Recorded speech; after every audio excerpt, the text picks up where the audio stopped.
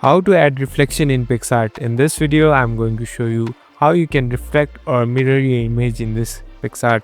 First of all, here in the middle, you can see this plus icon. Tap on this to create or open any of your project. Now select the image that you want to edit. Here I have selected one. Now here in your editing platform, here on the bottom, you can see the option called effects. Tap on effects. Again, swipe right until you find the option called artistic here. So tap on artistic. Again, here on the bottom, swipe right until you find the option called mirror. So there's an option called mirror. Tap on mirror. So as you can see, the image has been reflected or mirrored. Here there are even other options that you can customize. So there's offset, mode 1, mode 2, horizontal and vertical.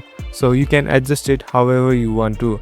At last, here on the top, tap on the stick button and now you're done. So this is how you do it. Thank you for watching.